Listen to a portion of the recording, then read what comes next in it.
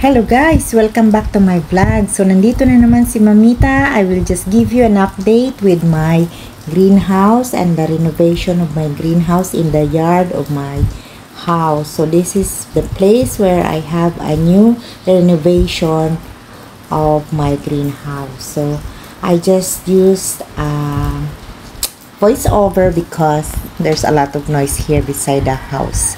So, nandito na naman po ang inyong mamita para mag-vlog ulit at ibigay ko ang update tungkol sa ating bagong greenhouse na aking ipinarenovate dahil before, as you can see, sa mga nanonood ng vlog ko before, maliit lang ang greenhouse ko.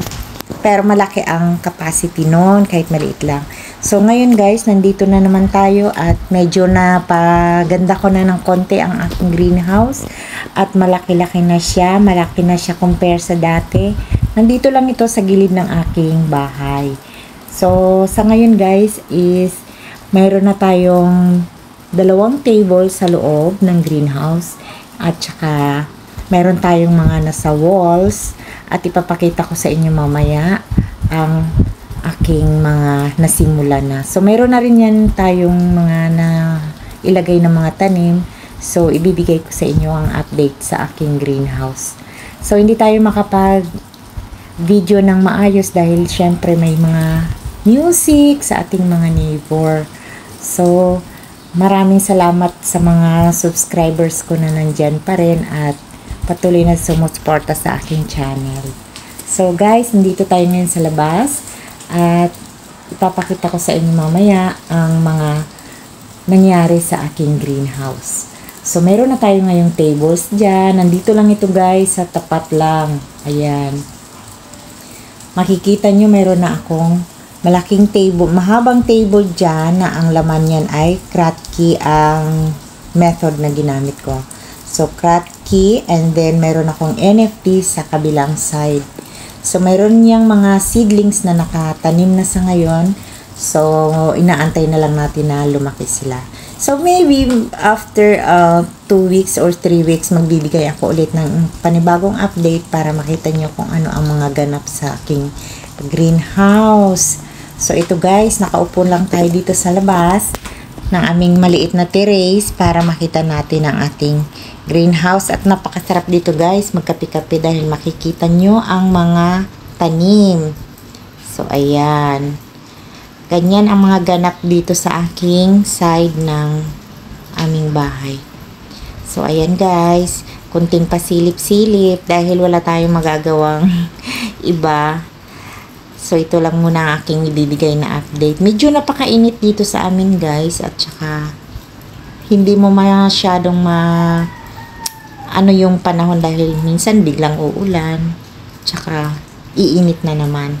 So, sa ngayon, nakabalik ako at nakapag-video ulit at nagkaroon tayo ng update sa ating hydroponics garden. So, panoorin nyo guys ang mga susunod ko pang mga video dito at ipapakita ko sa inyo ang iba pang ganap before ko na i-renovate ang greenhouse na ito. Medyo wala akong masabi dahil syempre nabubulol ako. Ayan guys, at saka makikita nyo na napakaganda tingnan ng aking greenhouse. Ito naman guys ang pagsisimula namin nung ginagawa ang NFT system na yan na ginagamitan ng mga pipes. Tapos yung aking mga seedlings ay nandyan. Nakalagay sa mga boxes. Ganyan. So, ito na naman at mag-start na kami. Naglagay ng mga pipes. Ito guys, ang start namin dyan ay isa lang muna. And then, ito mayroon na kami mga seedlings dito na nakaabang para pag natapos yan, ilalagay na dyan sa loob ng mga pipes ang mga bagong seedlings. So, ang aking helper ay nandyan. Siya ang tagalagay ng mga seedlings na nakatanim sa cubes. Andito lang kami sa aming gilid ng bahay. At napakalapit lang. So, aantayin lang natin lumaki ang ating mga tanim para makita natin. Ayan. So, ito lang guys ang mga ganap sa aking bagong hydroponics garden. So, matagal akong hindi nakapag-vlog about my hydroponics journey.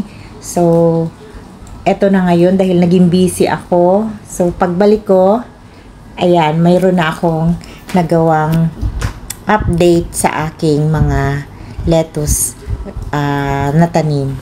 So, ayan, mayroon akong iba't ibang variety.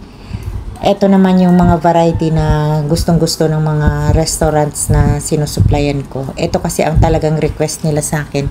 Before guys, pang pamilya lang talaga ang aking lettuce, pang konsumo sa bahay. Kung gusto mong kumain, may lettuce. Pero ngayon, mayroon na talagang demand.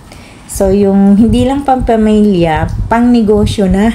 So, nagkaroon na ako ng sinusuplayan ng mga restaurants at iba pang government agencies.